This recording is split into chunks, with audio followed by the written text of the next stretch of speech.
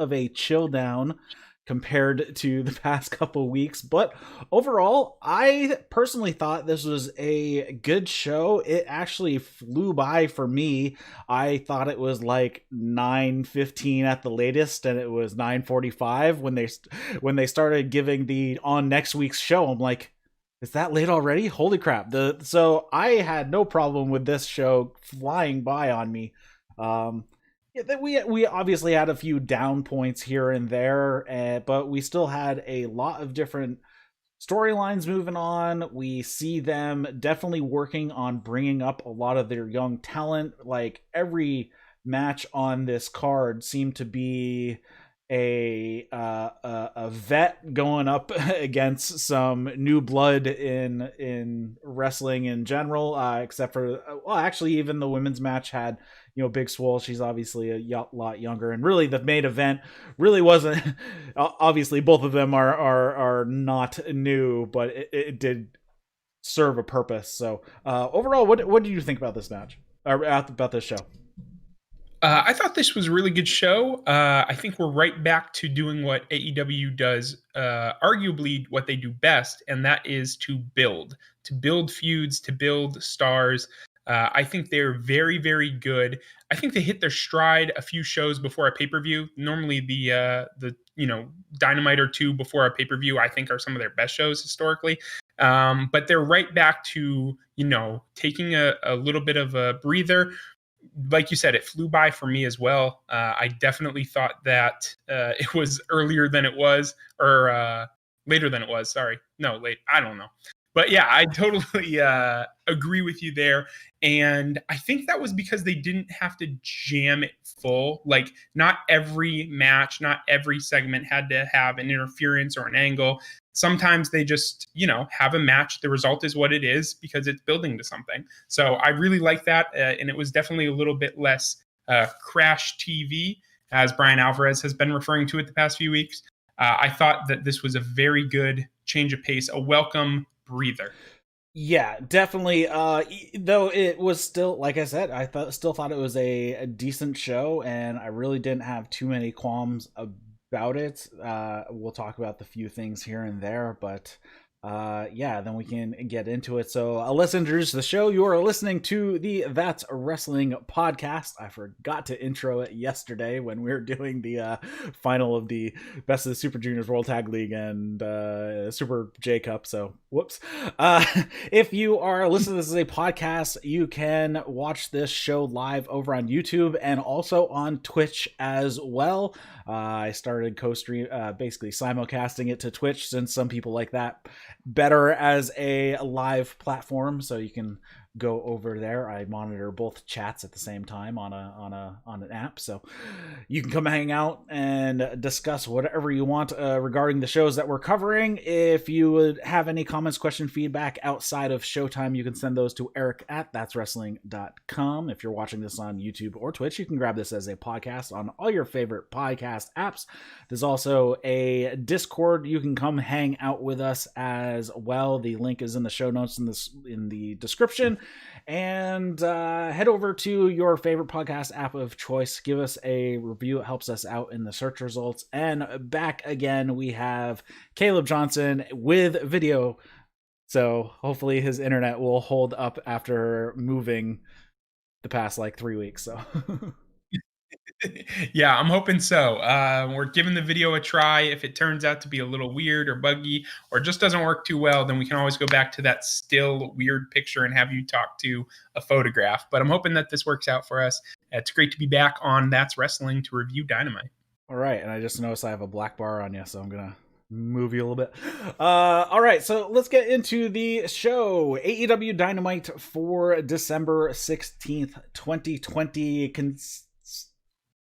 I have no idea what word I was going for there. Still in Jacksonville at Daly's Place. Nothing's changed in the past 6 months over that one. We start off the show with Adam Hangman Page, John Silver and Alex Reynolds teaming up versus Matt Hardy and Private Party. And did you notice the lower third on Hangman this week? Oh no, I missed the Chiron. What It did it was say? the steed and his 2 steers. uh, so this was pretty funny. Hangman comes out, he has the bandana mask that he always has, and out come Silver and Reynolds. They're wearing the silly cowboy hats once again, a la Kurt Angle 2001, and yeah, with the bandanas as well, and they're posing with Hangman, and he's like, "What the hell are you guys doing?" But throughout the match, he did have a bit of bemusement about the whole thing, and there was some points where he was smiling as well.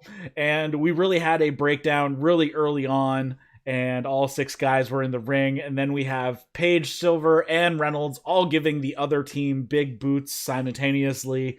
We have Silver jumping on Page's back to celebrate. Cassidy tries to come in, and Reynolds gives him a body slam right in front of Page, and Page is like, "Yeah, whatever." He's got Silver's on his back, so he just kind of backdrops himself with Silver on top of Cassidy for a 2 count. We have Silver and Reynolds doing some double teams. Silver, of course, is doing all the goofy stuff, and then they show that Adam Page is smiling over in the corner. Quen gets a hot tag and takes out everybody. Hardy works over Silver a little bit until Silver gives Hardy, or until Silver gives Hardy a twisting brain buster, and this is when Page gets back into the match here. He takes out everyone, hits a fallaway slam on Cassidy, and then an over-the-top rope crossbody to Hardy on the floor.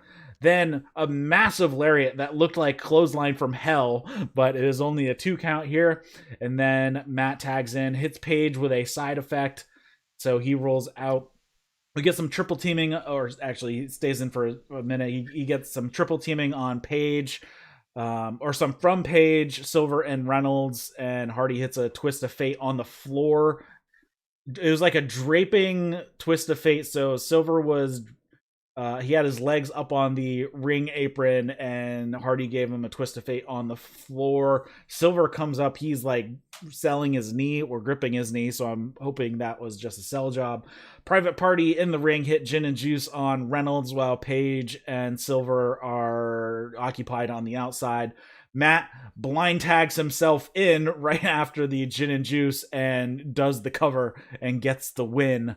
I thought this was interesting how this worked out. We have 2 kind of opposing storylines here. Matt is really full of himself. He blind tagged himself in right after Private Party does all the heavy lifting, and all he does is cover the guy. And then we also have Silver and Reynolds trying to get on Hangman Page's good side. I actually kind of want Hangman Page to draw Silver and Reynolds out of the Dark Order, and they create their own little 3-guy stable. Like they could call themselves the Bandits, or the whatever. I have not yet watched this week's Being the Elite, but the name of the episode is Cowboy Day. And it makes me think of, I'm wondering if they are making a joke about New Day, and they're kind of saying that they are Cowboy Day. That's their team name. I think that's kind of funny. Took a couple notes about the match. I thought the match was a lot of fun. I think AEW this week specifically, and we'll get into it a little bit more, but I think they did some goofy stuff this week, and I don't think it was bad. Like, I think people are going to make fun of it and say like, oh, they're trying to do WWE sort of goofiness in the ring and this and that. But I think they've actually got a little bit of their own spin to it, and it's not quite as terrible. There was a little bit of comedy in this match, and it still kind of worked for me. I thought it was pretty funny. One of the notes I took was interesting that commentary is talking up about this being basically the low point of Hangman Page's career. They're saying that, he's lost the tag team titles. He's lost his friend in Kenny Omega. He's out of the Elite.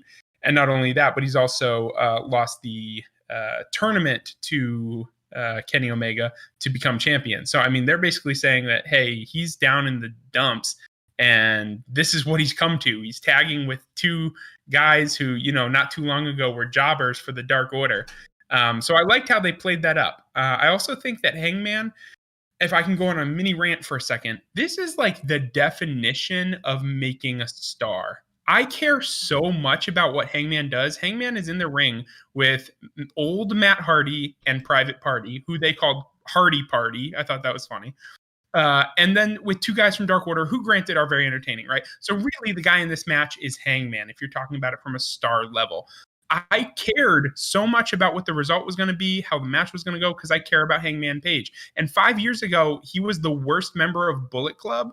Like, I don't know. I just think that AEW has done a phenomenal job over the past year and a half of turning Hangman Page into someone that we really care about. WWE has not done this in ages. The only thing that I can think of comparably to WWE doing this was Drew McIntyre, who eliminated Brock Lesnar from the Royal Rumble in January. A year ago now, and they've actually done an all right job with him of keeping him strong. But other than that, I can think of no good new stars that have really been made in such a short period. And Dynamite has done phenomenal at making me care about Hangman Page. So I'll just throw that out there. And yeah, based on that, what you mentioned about the Hardy storyline, I think that's funny too. The old mentor who's riding on the new kid's talent and wants the glory. I thought that was pretty cute. But Hangman is the story of the match for me. Yeah, and as far as Hangman goes, I give him a lot of the credit as well. He is by far the best actor in AEW. I've said this a zillion times at this point. He has just great facial expressions. His delivery is always good. I like this. Was it last week, the segment with them in the bar, and he's like, how long have you guys been standing there? 7 days. Right. His approach is just very subtle. He's doing screen acting when it's called for, and then he's doing theater acting when it's called for. When he's out in the ring, he's doing the theater, and when they're doing, so he knows when to pull it back and be more subtle, or when to express a little heavier, because obviously the formats are different. And I think that's something that I think wrestlers really struggle with, is the difference between screen acting and theater acting or stage acting, because you need to be a lot more subtle when you have a camera right up in your face versus you're playing to a crowd that you have to get them into it, and there are people who are 200 feet away from you sitting watching you, as opposed to the camera that's 3 feet away from you. So I think and he just seems to be the best at this, and him being he's a fluid character. I don't think anything has been out of character that he's done, or when he does do something that is out of character, he shows emotion that he's conflicted about what he's done.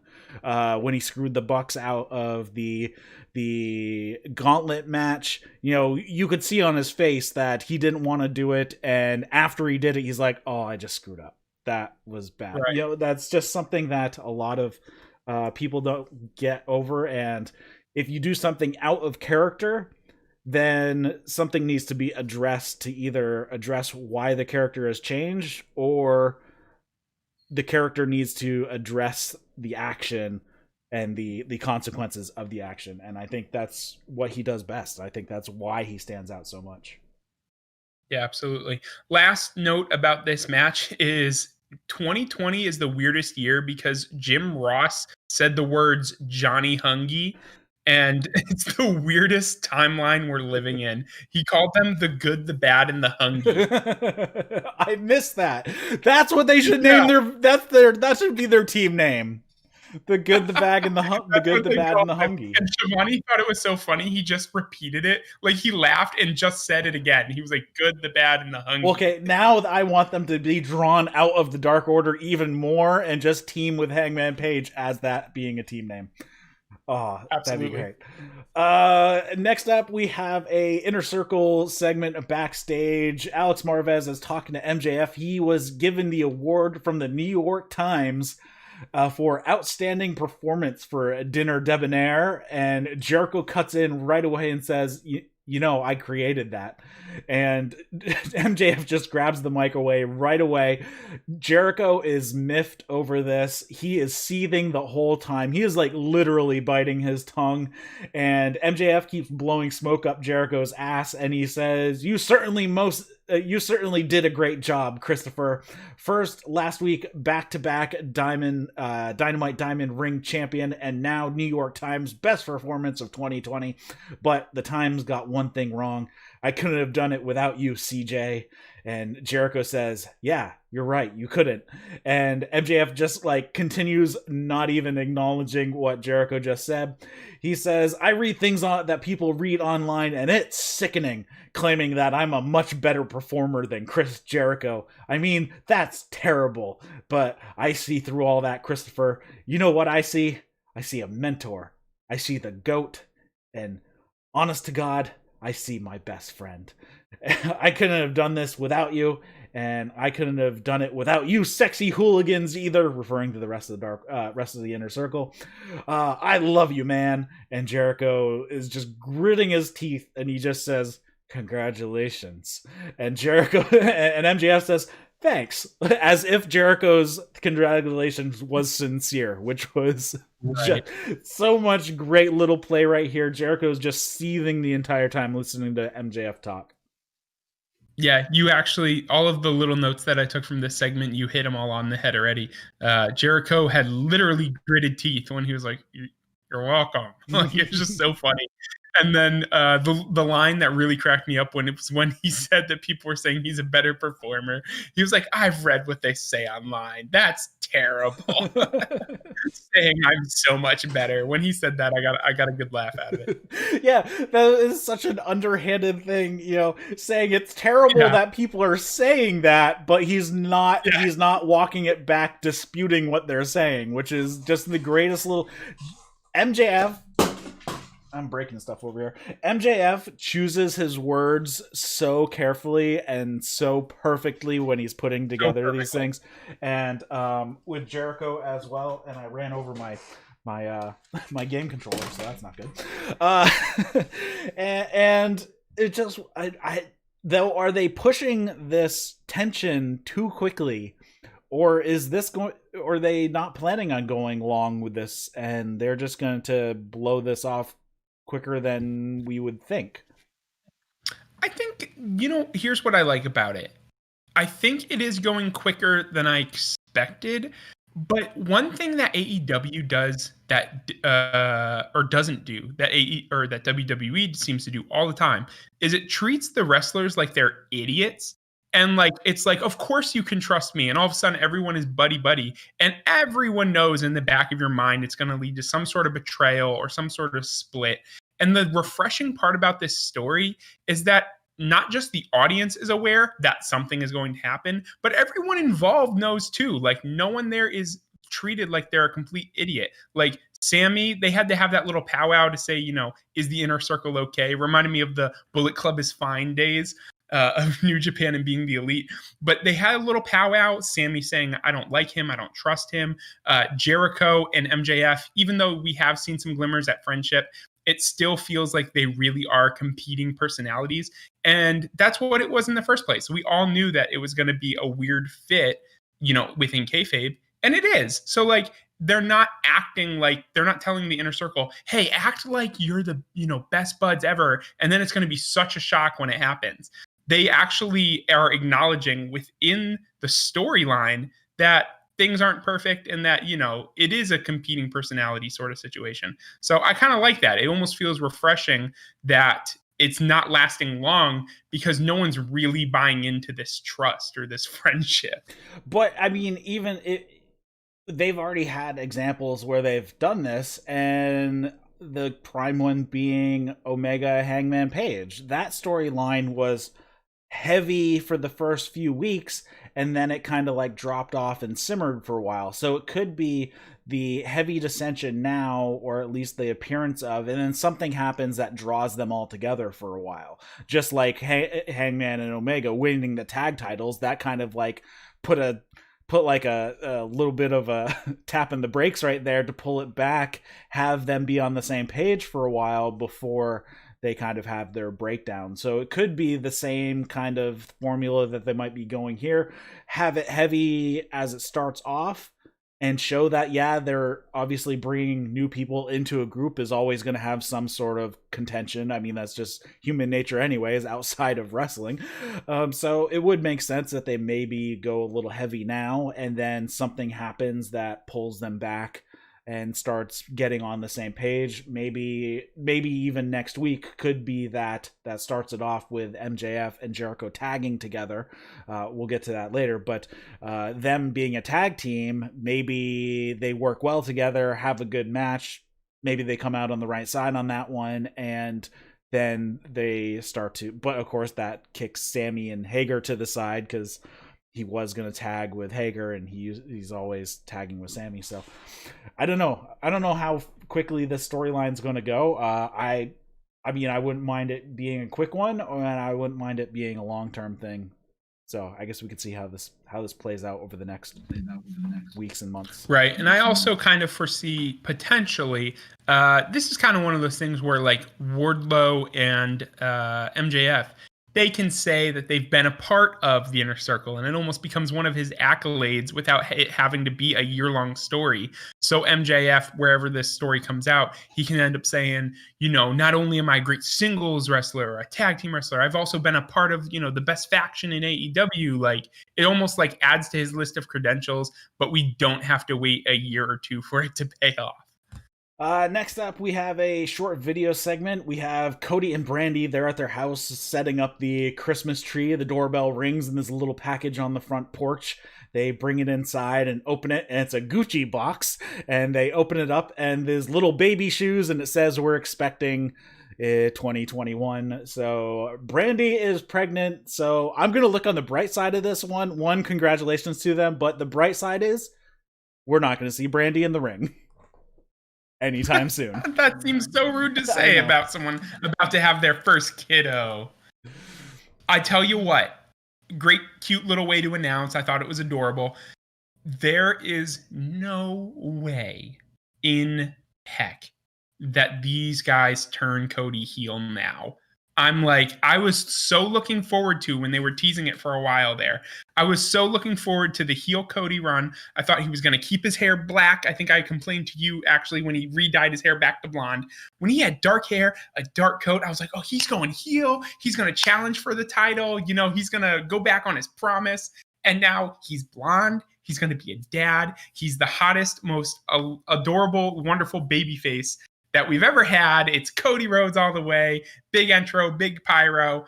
And now I'm disappointed because it will be a while before we get heel Cody Rhodes. Yeah, but there's no way you could do it. But now we can look 22 years in the future, and we'll have baby Rhodes, baby Rollins Lynch, baby Danielson, and baby Mizanin all within like 2 to 3 years of each other. I'm gonna be that 50-year-old fan that's like, I remember those when those kids were born. So we could have like a whole, like, you know, faction of double next gen when both of their parents were performers. Absolutely. All right. We move on to Angelico versus Cody Rhodes. Lots of match work to start off here. They go back and forth into the commercial, and actually they continue back and forth throughout the commercial, and they even mentioned it coming out of the commercial that this has just been a back and forth match. Nobody really took any lengthy momentum, and Angelico goes to put on the Navarro Deathlock number 2, I believe is what the Spanish translation would be. It was definitely Death 2. I don't know what, however Excalibur said it. So I'm assuming it was the Navarro Deathlock number 2. Cody has to bite the ropes to break the hold because his hands and legs are tied up. Angelico catches a disaster kick and slams Cody's knee into the ring that he's actually been selling after Angelico is kind of attacking it for a little bit. Puts on the Navarro death roll. Cody gets the ropes, and then Cody just kind of hits the Cody cutter off the top rope for the win. Did you see how Angelico took the Cody cutter?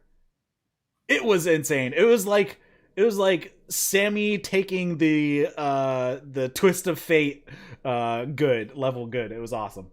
Um, the match was fine. It really had to do with what was going to happen next, though. Right. So here's a couple of my notes. Cody's dropkick has gotten better. He's not Okada yet, but it looks pretty good. Okada will always have the best dropkick in wrestling, in my opinion. But Cody's is looking good. He hit it, and I went, "Ooh, nice." They took some shots at Taz on commentary during the break. It kind of made me laugh. They were like, "Oh, poor you. You have to do commentary with Taz on Dark." But here are the big notes.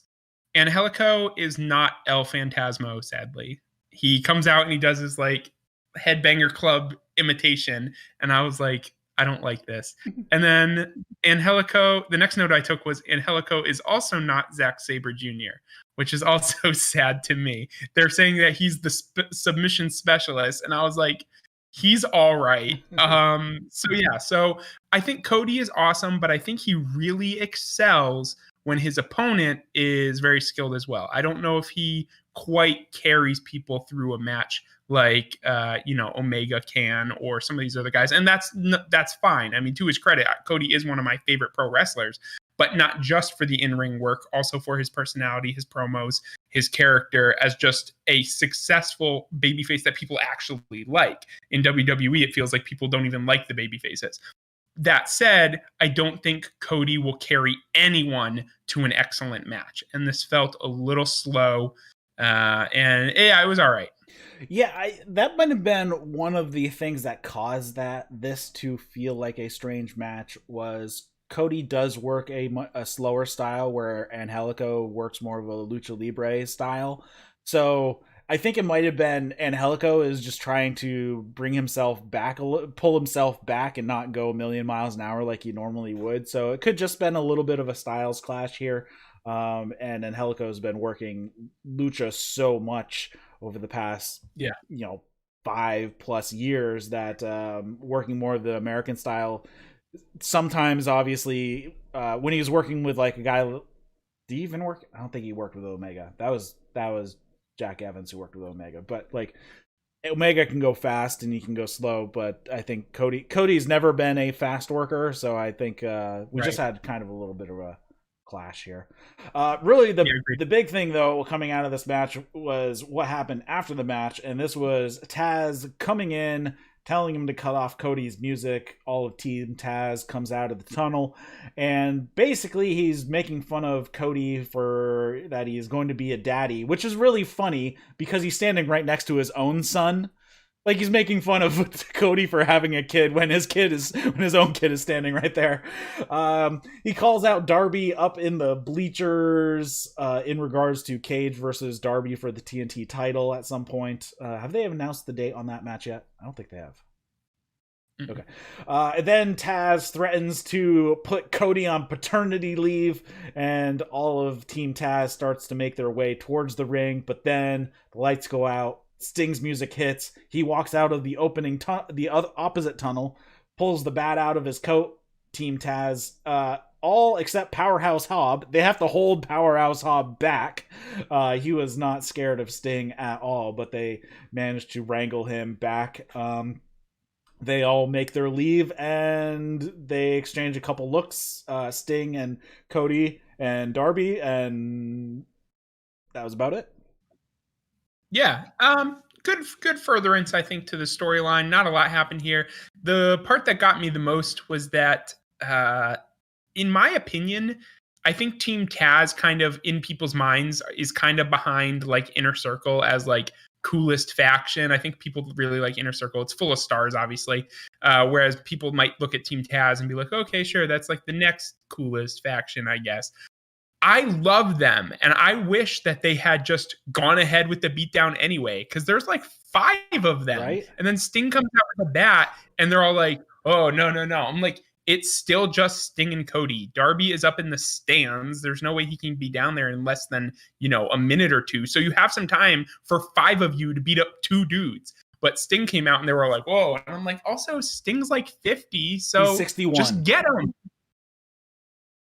I did not know that. Okay, so like even more so, I'm like, why are you guys just not going right ahead with the beat down? This is fine. There's only 2 people out there. But I loved Hobbs not backing down at all. And I don't know if Sting is ever going to take any bumps in AEW, but if he was, I think Will Hobbs would be a great person to get a little bit of rub from that match. I think that would be super cool. Sting winks at Cody, kind of points up at Darby up in the stands there. But that was about it. Yeah. Still speculation abound on what Sting's role in this company is going to be going forward, and we are now 3 weeks in a row having Sting on the show, so I'm hoping they pull that back a little bit. We don't need to have Sting on every show, especially if it's not furthering any storylines, I guess, because right now it's just kind of in a holding pattern. But I do have to say, his AEW entrance and music is fire. Or in this case, snow. So good. So I kind of thought that the snow was going to be a one-off for winter is coming, and I was like, what a special entrance. And the fact that they've done it each time has just made it even better. Like, you would think that if they just did it once, it'd be more memorable, but the fact that it's actually just a part of his entrance as he walks out, the black, the face mask, it all just kind of works together with that snowy look. And I love it. I love it. I love it. We have a little segment here with Alex Marvez talking to Miro, talking about costing Orange Cassidy the Dynamite Diamond ring, beating up 3 of the AEW staff. He has been fined $75,000 for that, $25,000 for each of the staff members that he beat up. And he says that, he sees that $75,000 as being owed to him by Orange Cassidy now. He says that the reason he has a problem with Orange Cassidy is that he doesn't care about subscribers, and it's like, okay, we're going way off the rails here with Miro at this point. And what the hell is he wearing? So he actually seems to be wearing like really nice like Gucci or like what were some of the other brand names? He's worn some like really nice clothes. Louis Vuitton last week. Yeah, and his shoes, like the slippers. But they're ugly as shit. I actually kind of like that part. I think the video game part of his character is weird. But him actually dressing up and because he's the best man. He is the man that we all want to be, right? He's supposed to look that good. So I really like it. I can't believe they can sell that ugly crap for such big money. It's like, it looks horrible. It was like giant sequins, like quarter size sequins on his. It was little dimes all over the place. All right. Anyways, he says that he's facing Sunny Kiss on Dark this coming week. Hey, look at that promo for Dark. And then Dynamite, they will be announcing the wedding date for Penelope and Kip Sabian. And Alex says, well, what about the people you put in the hospital? It's Christmas. And Miro says, bah, humbug. It's my birthday. Yeah, the bah humbug really made this segment for me. Although I have to say, he was saying that Orange Cassidy cares about subscribers. And I'm like, aren't you all about Twitch? Isn't that the point? That Orange Cassidy doesn't care about that stuff. Oh, okay. I heard it in reverse. And I was just like, you're one to talk, Mr. Twitch streamer. Yeah, so I think it's funny that Christmas is Miro's birthday, so. Yes, it is funny. He said, bah humbug. And then he got so happy. He goes, it's my birthday. Right, it's not Christmas, it's my birthday. Eddie Kingston, he comes out to the ring and he cuts down the fan, says he doesn't care about any of you people, and also he threatened the cameraman from getting into the ring, which I think was a great callback because he's kicked the cameraman out of the ring before. He says he's here. That was my first note about this segment. I put ha ha ha in all caps. He looked at the camera and he's like, I swear to God, don't come in here. Says that he's here to address his enemies. He addresses God and says, you haven't killed me yet. I'm curious if that's actually a God reference and not a spiritual reference. Says that Pac isn't coming back after the injury to his neck that they gave him. Then he calls out Archer. Archer immediately comes out. Kingston turns around, drops the mic, and Archer comes in, they throw hands, Butcher and Blade come out to help Kingston, and then we have Penta and Phoenix coming in. They have a little bit of a stare down, and then in from the side runs in Pac, and then there is a brawl. Archer has Kingston in his hands, and Pac just attacks Kingston basically right away from Archer. So Archer keeps trying to beat down on Kingston, but Pac gets in the way and gets beating on Kingston. Anyways, they have a bit of an exchange of words. Kingston obviously is not making any friends here, but Pac and Archer seem to at least be cordial after this, and they didn't go after each other, but I'm guessing there's going to be some sort of breakdown with this wild card of Lance Archer interacting with Death Triangle. Right. So here's a couple of my notes. Pac and Archer arguing about who gets to beat up Eddie is hilarious. I think Eddie does great as the character that like everyone kind of hates. Like he's that one person who can unite like other people who usually have issues, but they're both like, but we both hate Eddie. You know what I mean? It reminds me again of the MJF and Chris Jericho saying, you know, who's the biggest idiot in AEW? And then they both said Cody. I think that's kind of the vibe I was getting here, that both Pac and Archer want to beat up Eddie. My biggest question from this segment, who are the heels here? I'm confused. I know it's probably supposed to be Eddie, Butcher, and Blade, but I'm pretty sure everyone here canonically is a heel, like everyone in the ring. So I'm really wondering if they're just going to move forward with a match like that and it's just going to be heels versus heels. I mean, that's fine every once in a while, but I did think that maybe a babyface should get involved. But what I think, this is just my opinion here, I think this is leading to a 4v4 during one of the either New Year's Bash or maybe the first show of next year. And we're going to get a fourth man with Eddie and Butcher and Blade. I think we're going to have Death Triangle plus Lance Archer, and you're going to have Eddie, the Lucha Bros, and a fourth man yet to be named, maybe even a new star or someone that they want to, maybe who is already in the company, but they really want to make a name. So I think that's where it's leading to. I think we're going to go 4v4, and we're going to find out who the fourth guy is. Yeah, I am curious where this is going as well. I guess we have to look at the hierarchy of heels, and Kingston being the most despicable faction and Death Triangle not being as despicable. Right. So I guess we'll find out. Death Triangle seems to be more of, they're just really, really aggressive, but they don't tend to like cheat a ton, whereas Butcher, Blade, and Kingston seem to be more despicable in that realm. I don't know. It's just a weird hierarchy. But yeah, it's a good point. Next up, we have a short segment backstage. Dustin is asked about his Dark Order proposition. He says 7 was a bad idea years ago, and it's a bad idea now. I have to correct myself. I said it was a WCW thing. It was an Impact thing. It was a TNA gimmick, not a WCW gimmick. Gotcha. I was way back. I knew it happened. I just wasn't sure on the timeline on that one. Says he took out 10 last week, and next week he's going to take out Evil Uno. So we have Uno and Dustin next week. That should be an interesting match.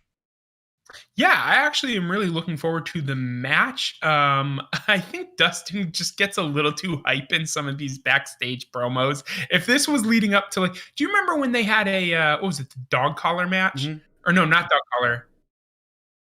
Because dog collar was Cody and match? Bunkhouse match. When he got up for the bunkhouse match, I was like, oh, okay, yeah, put some fire on that promo. But now he's just like, regular singles, no disqualification, one-on-one match. I'm coming for you. And I was like, you're way too excited. But yeah, actually, it sounds pretty good. I like Uno, so I'm interested to see where it goes. Yeah, the only thing that the friction between Dustin and the Dark Order just hasn't been hyped up enough. I think it feels like there's not enough story behind it for him to be so damn excited about it. Right. Well, what we know there is, like, if you just kind of look back, the Dark Order's been kind of tormenting the Nightmare family for a long time.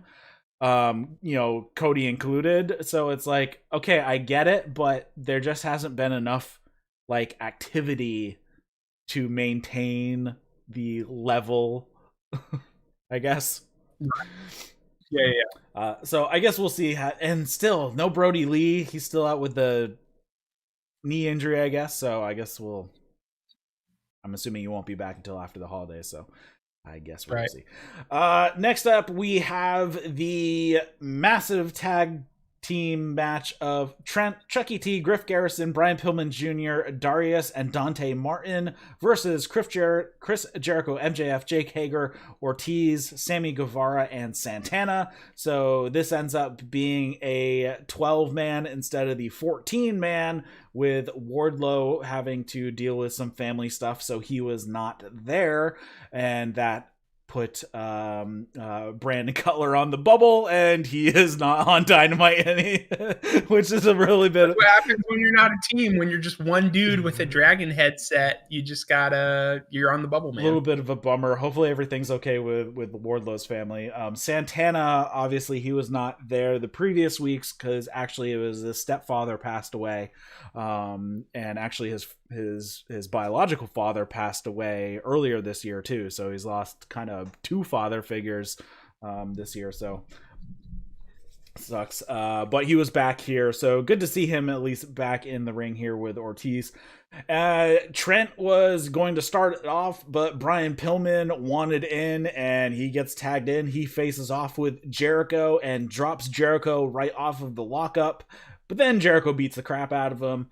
Pillman comes back a little bit, knocks Jericho off to the floor, hits in the words of JR, bowling shoe ugly dive onto Jericho on the outside. It was like QT Marshall purposely horrible dive, but that's what it looked like. But he was it definitely was supposed to look bad. He just kind of flung himself.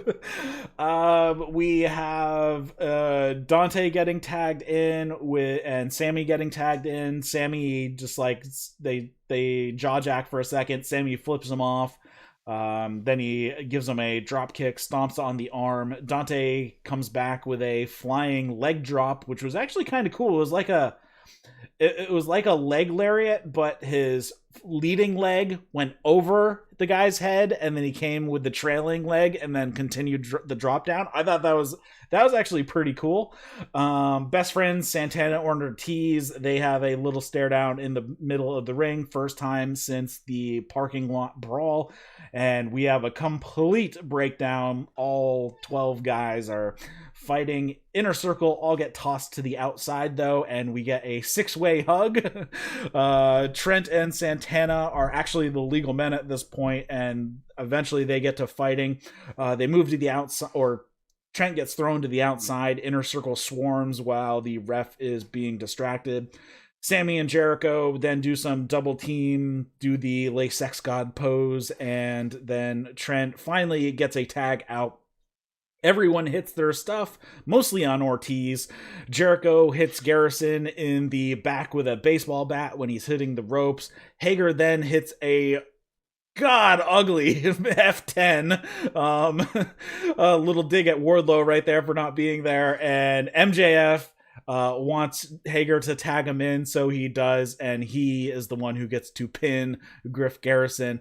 A little kind of contrast from the first match of the evening where Hardy blind tagged himself in. MJF here just asked to be tagged in, and Jake willingly tagged him in. So a little different. It was kind of the same finish where a guy who didn't do the work comes in and steals the pin. But in this case, Jake Hager just is like, yeah, you can have it, whatever. So, post-match, Top Flight takes out Jericho and MJF as they looked like they were going to beat down on some of the baby faces, but that was kind of it. Yeah. So here's the notes. Varsity Blonde's 80s rock theme is pretty good, actually. I was feeling it when they came out. Also Top Flight. So I think I remember, or we discussed last week that I missed, I think their debut episode, I think was the one that I had missed. One of the weeks that I didn't review Dynamite with you. So I really like their look. Their theme is pretty generic hip hop, but they look good. Their gear is cool. I really like the little plane motif, for Top Flight. Sammy reminds JR of Eddie Guerrero. That was high praise when he mentioned that on commentary. But hey, I also get it. Sammy's a great talent. A couple other notes. Standing leg drop from Dante is sick. Just like you said, that looked really cool. He got way up there, kind of started to knock him down almost like a famouser Dolph Ziggler, but then just sat down on it for a leg drop. It looked super neat. Dante also sells pretty well. He took just a nice like left hand from, I think, MJF, and he just passed out. Like he hit the canvas, and it looked really good. I appreciated them calling the whole kerfuffle there a Donnybrook. It was almost like, it reminded me of Letterkenny. It's like a Donnybrook, and I just got so happy. I've typed here 6-man hug. This is so great. Top Flight are awesome. Darius with a standing Spanish fly, which was super cool. Standing Spanish fly. And then I said, oh, it's getting awkward. Hager with a weird F10, but I get it. Yeah, I really liked him hitting the F10, but it just was bad. And right about where Jericho hit him with the baseball bat, the whole thing just started to break down a little bit. I'm glad they packed it up and went home there toward the end. When you've got 12 men in the ring, it makes sense. But it also felt like it lost a little heat toward the end there where, Top Flight's, coming in to make the save. And they're setting up the match, obviously. But at that point, the crowd was just quiet. Like they're not making any noise. So it was a little awkward. Yeah, as far as the match was fine, and how that comes out, obviously, with the post-match interaction of Top Flight taking out Jericho and MJF, that leads to later on we get another promo from Jericho. We move on to Alex is talking to Thunder Rosa. She basically calls out Britt for getting involved with the NWA Championship match and says that's what has caused her to interfere with Britt Baker and keep beating her down. Britt she says that Britt keeps saying that Thunder Rosa doesn't belong in AEW, and this is where Rebel comes in and basically causes a distraction. Britt then attacks from behind. She asks what she's hiding under that makeup, and Britt puts on the lockjaw on Thunder Rosa, and Rebel dumps water all over her face, and they basically smear the makeup all over her face. And then Britt looks at the camera and says, "Is that still working? Or did Rosa's ugly face break it?" And she just giggles and then makes her exit. Tension continuing to rise between these two. You know what? I thought this was pretty good. It wasn't awesome, but it was fine.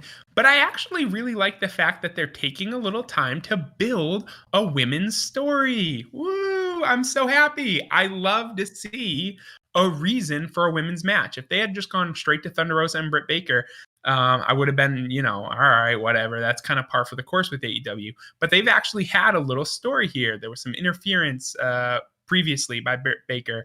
She's obviously now revealed her motive, which is she doesn't think Thunder Rosa either belongs or deserves to be in AEW at all because she's coming in from outside the company, right? And she's bringing with her, or brought with her when she first came in, now Serena Deeb is the champion, but she brought with her a championship from an outside company. So like you almost kind of see, she's like, hey, why are you even here? Right? This is what I'm the face of AEW women's division. You don't belong here. So I thought that was really nice. So I actually would bump this up a little bit of a grade if I were grading it. The content was fine, but I actually like the fact that they're putting a little bit of time, some segments into this build for, like I said, a women's match. Thunder Rosa is so cool. I really like her, and I hope that she is a regular. I mean, she's definitely been on Dynamite for a bit here, but I hope this is not like a limited thing. I hope she is going to be a full-time member of Dynamite because she just adds a lot of legitimacy, I believe. And yeah, also, I appreciate the fact that you still call her Rebel and I call her Reba. And I think that's like just goes to show our biases here because I'm such a Britt Baker fan. So I call her Reba. Yeah, so I'm curious how this is going to play out with Rosa because her contract with NWA runs until somewhere late in 2021. So obviously she's gonna have to continue to get permission from NWA to do stuff on AEW. I'm curious I mean, Khan has enough money; he could buy out her contract if he wanted to. He could buy out NWA if he wanted to. Yeah, he could buy out NWA and Impact if he wanted to. But he won't. So, yeah, curious how this works. I'm curious when this match actually takes place. I don't remember who I was listening to, but there's some speculation of, do they want to do this match before Britt Baker presumably takes the title off of Shida at Revolution? Because it would make so much more sense if they built towards Britt and Shida, and then you have a face Thunder Rosa already set up to challenge Britt for the title once Britt gets the title. So this seems like a huge match to waste when you have presumably Britt is going to be heading towards the championship within the next 2 months. Let me counter you with, I think that you're right. They definitely, I think Britt is going to be taking the title off of Shida at Revolution, but I don't think that they want to have Rosa, while she's still under contract with NWA, beat Baker. And they don't want Baker to beat Rosa, I bet. I bet they don't want to have... so it leaves this match coming up in question. But I mean, if they waited until after Britt wins the title, that becomes like what do you do? Because you really don't want to damage either one of them. So it's almost like they're kind of going to get it, maybe the first match out of the way, and they can come back to it at a later date. Because if the title is involved here, I think the decision becomes even harder, because you definitely don't want to beat Thunder Rosa. And I bet her contract probably specifies how much she can probably be beaten on someone else's television program. Yeah, and they're definitely going to have to work on... I'm just looking at the rankings right now, and Britt isn't even in the top 5 right now. So they're going to have a problem selling getting Britt into that match. So we might not see that match until maybe even Double or Nothing, because it doesn't... With right now, with how heavy they're going with Thunder Rosa and Britt, I don't see how they can possibly maneuver Britt into the title match versus Shida in what are we, 8 weeks out or so, 8 or 9 weeks, right? That's a good point. And we have already sitting Big Swole, Nyla Rose, Abaddon, Serena Deeb, and Penelope Ford are sitting in the top 5, and I believe Abaddon is the only one who hasn't gotten a title match of those 5, right? During right. Shida's run, they've all had title matches against Shida.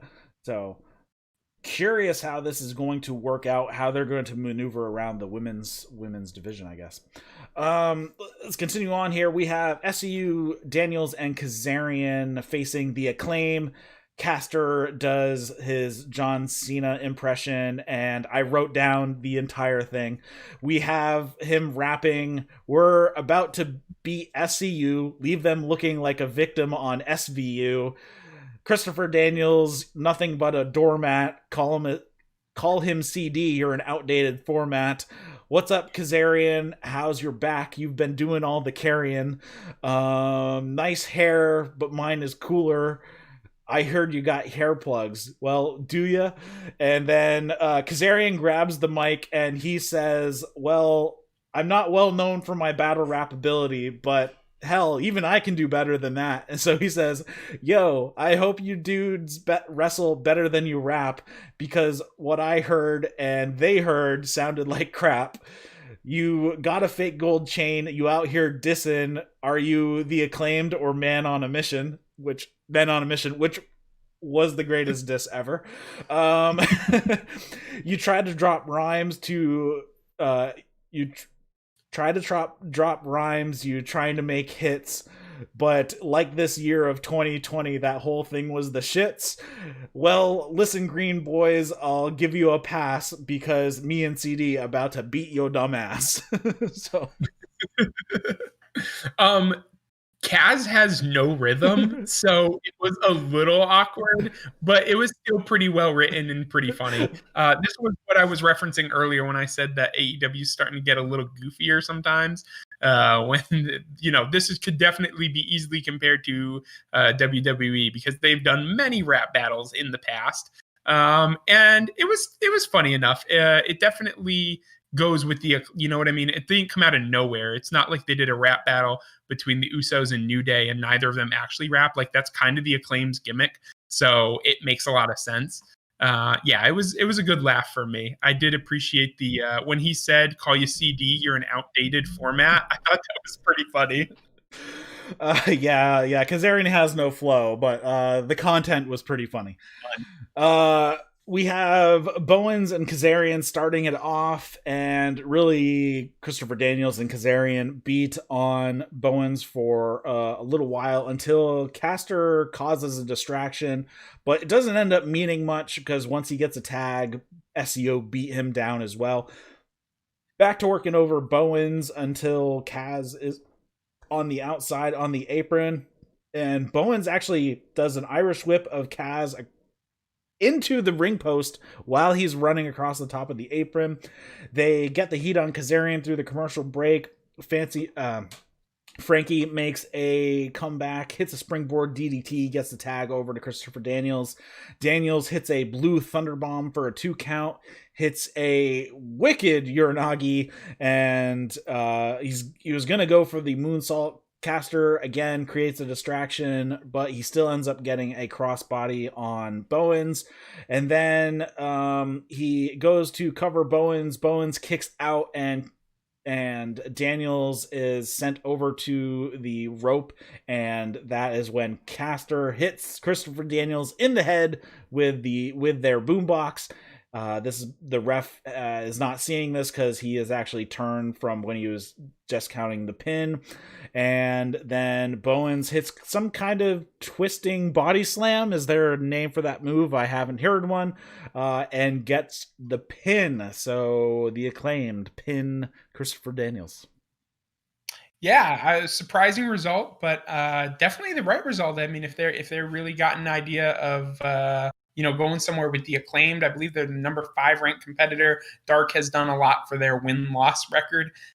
So yeah, I mean, I think it's really cool. I think the Acclaimed also, I don't know how much experience they have. I don't know if they're quite as fluid as like Top Flight. Speaking of another new tag team, Top Flight looks like they've been doing this for a while. And even if they haven't, they're very smooth, very polished. But the Acclaimed, in my opinion, actually have a really good look. Like, they're both just cut. They've got good gear, kind of matching with that gold, silver, platinum thing. Both individually with a little bit of their own gimmick, but also, make a good team. So I actually really liked them in this match. I think just a classic heel victory, smash them in the face with the boombox, and I really like this match. I thought it was pretty cool. I think it's hard to go wrong with SCU. They are the first AEW tag team champions, and rightfully so, because they're just a classic team. And it's crazy that between CD and Kaz, I think they said they've got 54 or 55 years of combined wrestling experience. So incredible. Yeah. They're a great team, but I thought it was a fun match. So Bowens is 29 and Max Caster, I don't have an age on him. He does not have a wiki at the moment. So, but the Top Flight, Dante is only 19 years old. So he is the youngest. Darius, I think it's 22, I think they said. 19 and 22. So, we will see how that goes. But yeah, they have not been a team, whereas Dante and Darius are actual brothers, so that probably helps. Post-match, though, we have the Acclaimed calling out the Young Bucks who are at ringside, and again, I wrote this down. Caster goes on his rap once again. He says, the Young Bucks looking mad stifle, the Acclaimed, we want the tag titles. I'm gonna say this and put it on the Bible. You act like girls who are on their cycle. Ladies and gentlemen, the Young Bucks, I kissing on your titles, making you feeling like a cuck.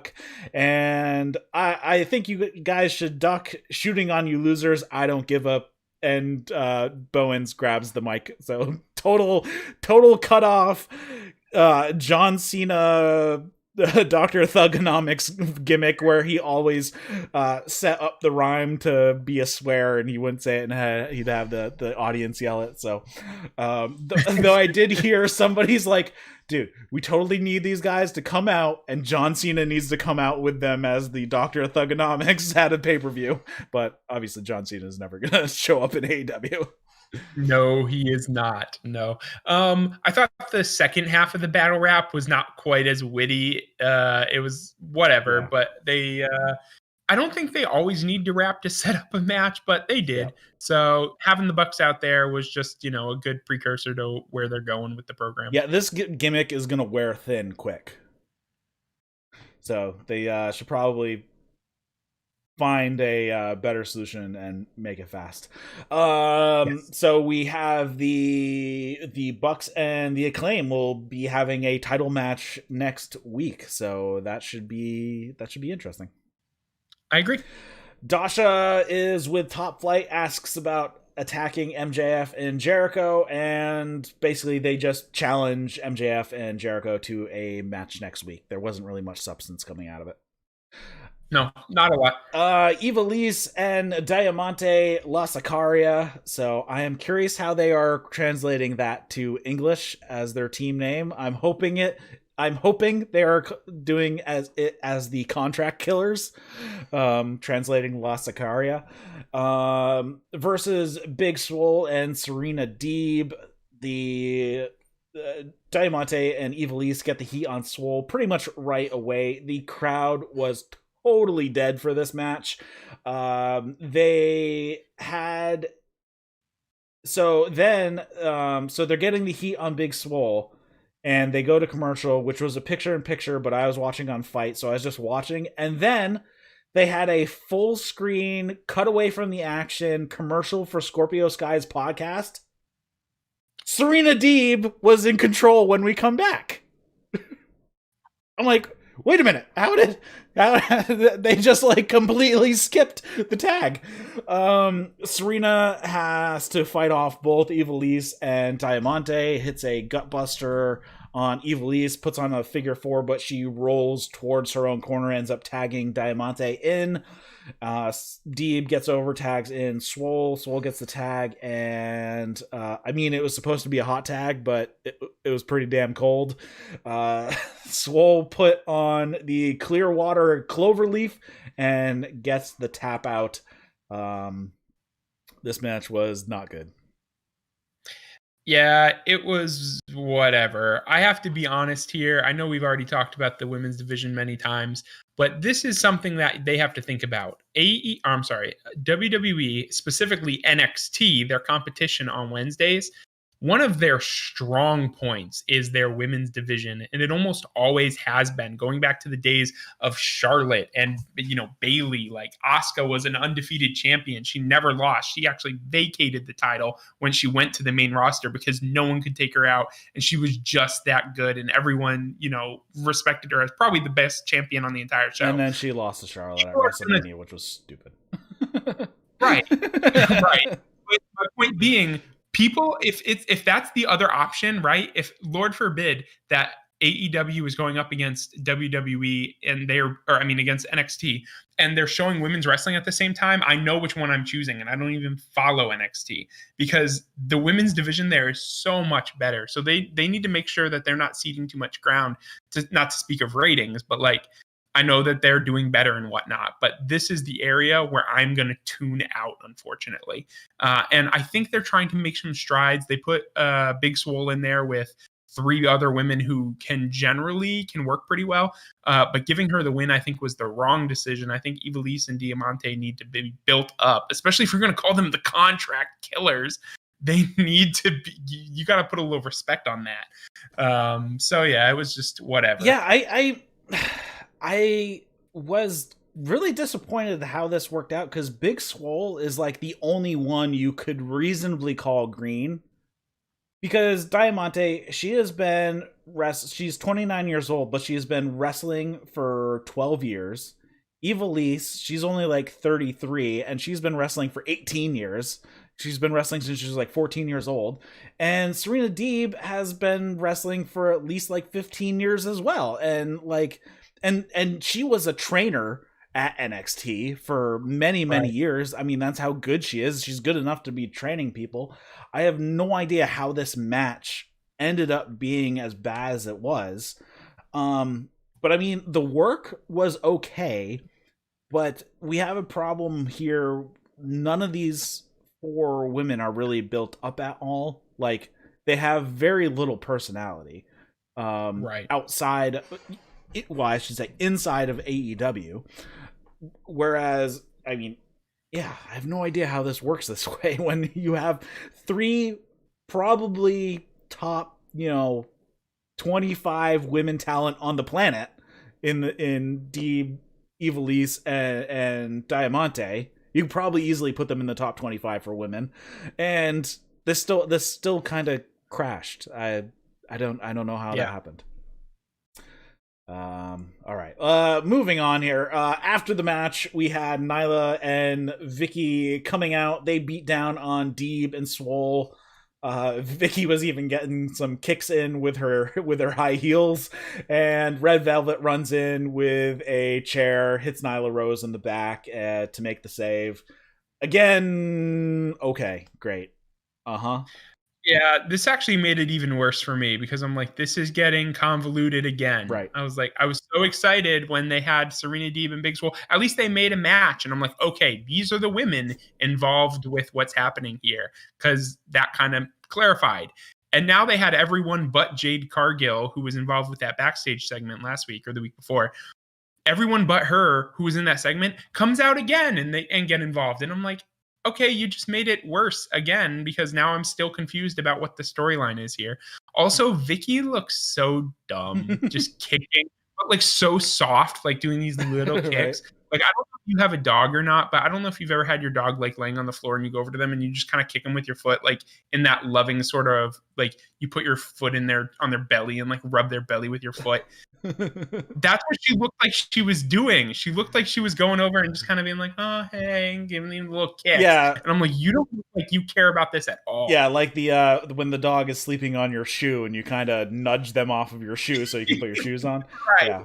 That's what Vicky looks like right now. Best friends backstage basically say that Miro cost Orange Cassidy the diamond ring, and they are looking forward to next week because the best friends will be there for the wedding announcement. So yeah, we still have not had this match, best friends and versus Miro and Kip Sabian. So we'll see when this happens. And the focus has already shifted like twice. It used to be about Alan, the game board, and now it's about the wedding, and then it's about $75,000 that Orange owes Miro. And I'm like, can we have a match? Like, it seems like the story has already changed. Yeah. Next up, they show a Jurassic Express video, just some highlights from them, because they haven't actually been on Dynamite for a while. When it's over, FTR is pissed off about this. They are out at commentary. They grab headsets, and friggin' Dax is yelling so loud the mic is clipping, and they can't do anything about it. I have no idea why, because those mics should not be clipping. Like, you should be able to turn it down on the soundboard and not get it to clip. So I'm not sure what the problem. Maybe it's just a busted line or something. Basically said, why are they giving Jurassic Express any network time? That's expensive. And FTR, we were the #1 tag team of the PWI for 2020, and it was just a waste to show Jurassic Express. That was basically it. So I'm guessing it was, but it was also good. Yeah. Like, I really liked this. Dax was a good promo for 30 seconds. Like, he came out there and he basically was like, is tag team wrestling dead here already? And when he said that, it just made me think of all the WWE references and, how they say that they don't care about tag team wrestling. He's like, oh, is it dead here already? Because you're featuring a guy in a loincloth and a person in a dinosaur mask. And that's, and again, another reference to what Vince reportedly wanted to do with them before they left, which was turn them into a kind of a comedy act with weird outfits. And he goes, this guy's in a dinosaur outfit. We're the number one PW, rated tag team. We're the best tag team, in 2020. And this is who you give your time to. This is absolute. I think he swore at him. And then just they like walk off until he says, fear the revelation. And they walk off. And I was like, that's a great point. Great promo. A good use of a 1 minute of airtime. Jurassic Express are ranked number 3. So, you gotta give them time. Yeah. But that sets up a match between the two of them. They are obviously had the little stare down post match, 1 or 2 weeks ago. So Obviously this match is going to be happening soon, and I'm actually kind of looking forward to FTR versus Jurassic Express. Me too, man. I'm curious what they do to Marco Stunt. Oh, did you hear Jurassic Express on Unrestricted? No. Oh, it came out today. So check it out. The podcast was really, really good. They had all 3 of the guys and talking about how they hooked up and all that fun stuff. So good over there.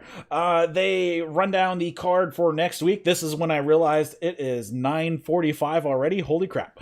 And they're going to have the Acclaimed versus the Young Bucks for the titles. Top Flight versus Did I skip a segment? No, I don't think so. That sounds about right to me. What was there? I thought there was a segment of Jericho and MJF accepting the challenge. Did I just not write it down? I actually don't remember that. Oh, I can't remember either. Anyway, I wrote down specifically Top Flight challenging them, but I didn't catch that. Okay, maybe I just thought it happened and didn't. Top Flight versus Jericho and MJF, Sheeta in action, Dustin versus Uno, Jurassic Express, all 3 of them versus 5, 10, and Cabana, and Pac versus the Butcher. Yes, that should be a good one. Yeah, I'm really excited about that. But both Butcher and Blade, I think, are a little underrated as single stars. They do pretty well in singles matches, so I'm excited for that. The Butcher hasn't even been wrestling that long. That's what I've heard. He's a musician, I believe, by trade. He was a bassist in a band. He's a guitar player in Every Time I Die. But yeah, so I'm surprised like he hasn't been wrestling that long. He obviously started much later in life as well. So yeah, I'm curious how that works out. His real name is Andy Williams. I'm trying to look him up here. Oh, it just goes to Butcher and Blade, so I can't actually find out how old he is, but interesting. All right, so then we have the run. Oh, they also mentioned Dynamite next week is going to be at 10 o'clock, or if the NBA game runs past 10 o'clock, then we'll start immediately after the NBA game is over.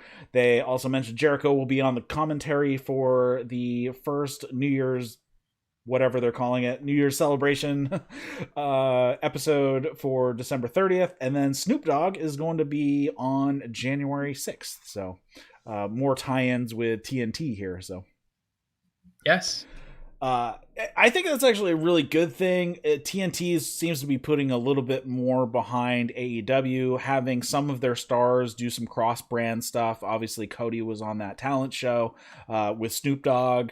Obviously, Shaquille O'Neal works for TNT for basketball analysis and whatnot. So I like that TNT seems to be putting a bit more resources into getting some cross promotion between their various shows as well and their stars. So right. I would hope to see some more AEW stars on TNT programs, maybe even doing cameos on.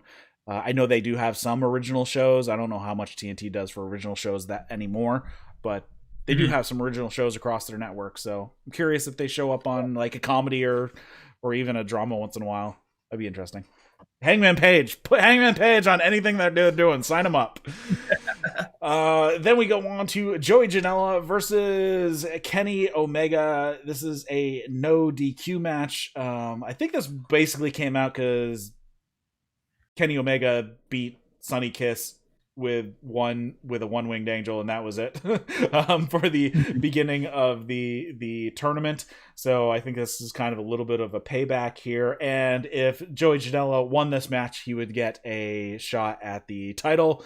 Right, because it was supposed to be Janela in the tournament in the first place. He had to get pulled because of possible COVID exposure. So that's what happened there. When I was looking at the clock, I'm like, it's 9:51.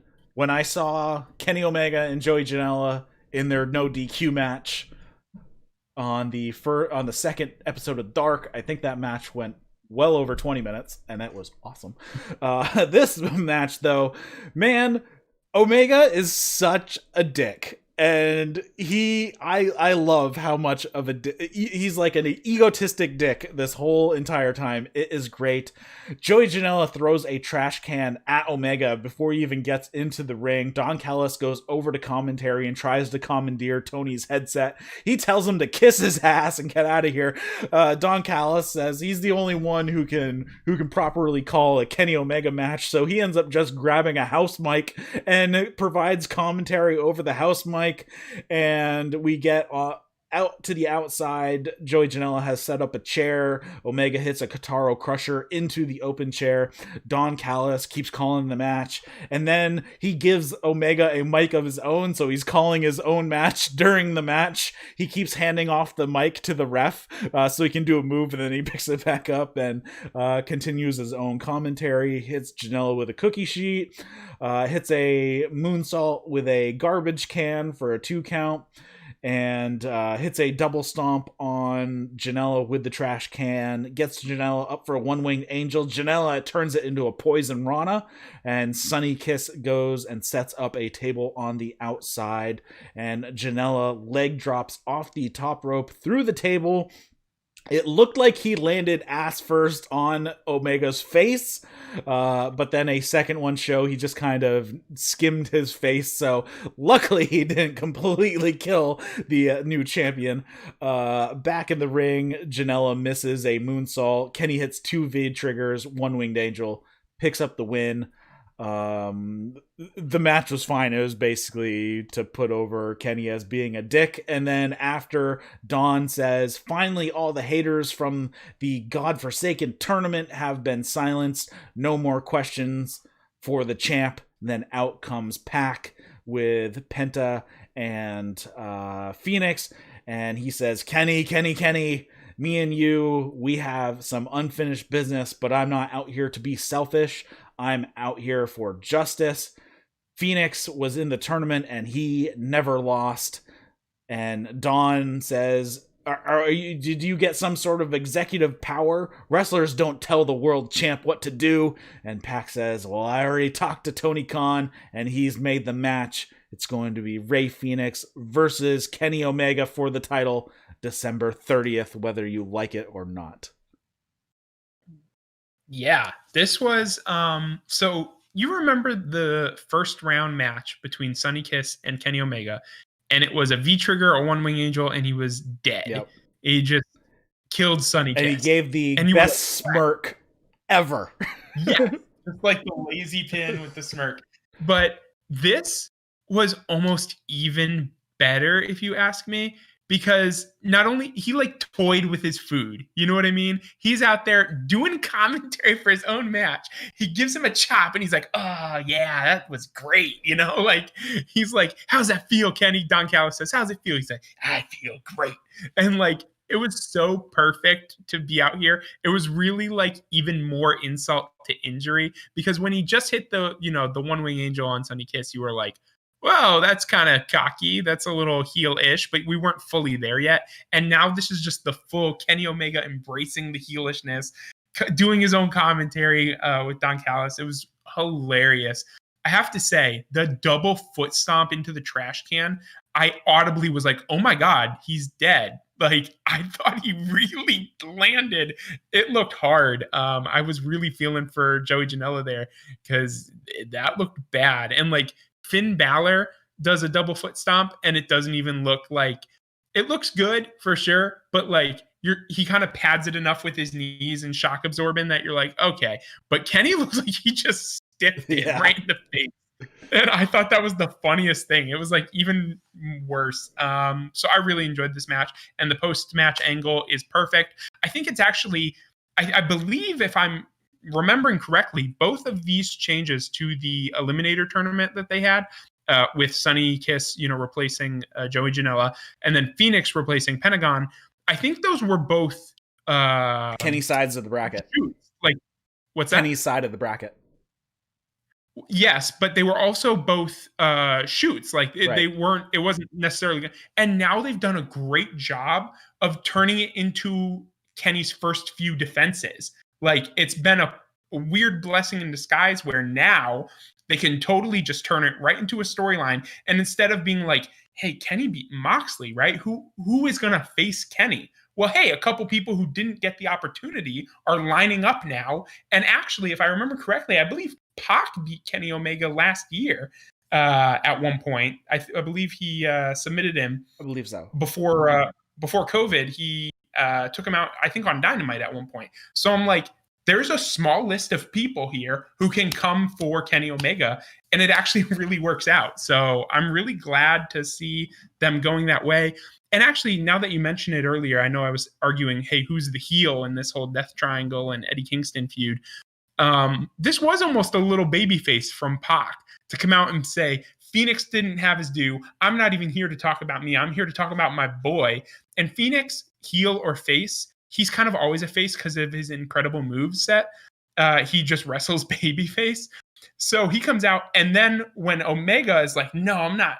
Who are you, Mr. You think you're the boss? And he goes, I already talked to Tony Khan. So in that moment, I was like, babyface Pac. Yeah, I think Death Triangle probably is going to have a slow babyface turn. Because like you said, like all Phoenix completely wrestles babyface. Right. And he hasn't really done anything heelish. Penta is probably the most heelish guy. And Pac, he also wrestles pretty babyface as well. And as far as the Kenny doing his own commentary, that's why it's so funny. I put it up, the graphic for today's thumbnail. It's just hilarious. So for those on the podcast, it's Kenny just he's given the hey, look what I just did type of pose, and it has like a bazillion microphones in front of him, like he's standing in front of a news conference with a bazillion of them, which is pretty funny. Great job from Sparky this week on the thing.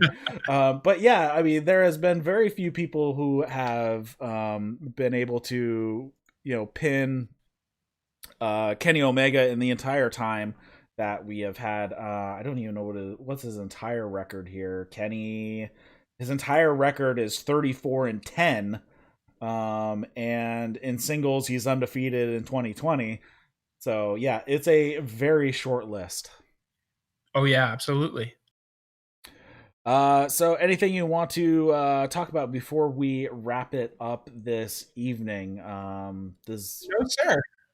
I think, like I mentioned earlier, I think that it was a good show. We're really starting to build back up here. I'm glad that they took a break from so many run-ins and new debuts and all that stuff. I'm glad that they're kind of relying back on their established roster. I think Pac's return, from being out there a couple of weeks was, just a great little moment, a great time.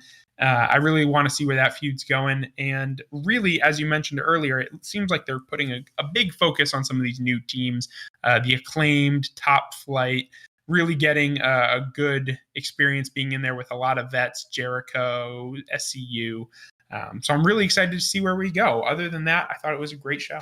As far as ratings goes, it looks like they've settled back to their normal rating after pulling 2 weeks in a row of pretty increased ratings of over 900,000. This week landed just over 800,000, so kind of running in their average as far as that is concerned, but still pulling in a 0.32 as far as the key demo goes. So they did not beat Raw this week, though they did last week. So, and Raw did freaking awful this week. So yes, see how that goes.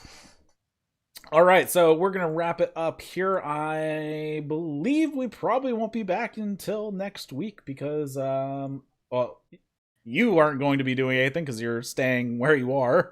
Right. I'm good if you're good for Christmas Eve. Because again, actually, crap. No, we're gonna have to move that. So Fine by me. stay tuned to the YouTube and Twitch because we're gonna have to move it because we have people coming over that night. So we'll have to figure something out. So be sure to do that. If you are listening to this as a podcast, you can grab us live over on YouTube and Twitch now, if you prefer that format. And if you have any comments, questions, feedback outside of live broadcast, you can send those over to Eric at that'swrestling.com. You can follow us on Twitter at That's Wrestling 1 with the number 1 at the end. Also, there is a Discord you can come hang out with. Head over to your podcast app of choice. Give us a review. It really helps us out.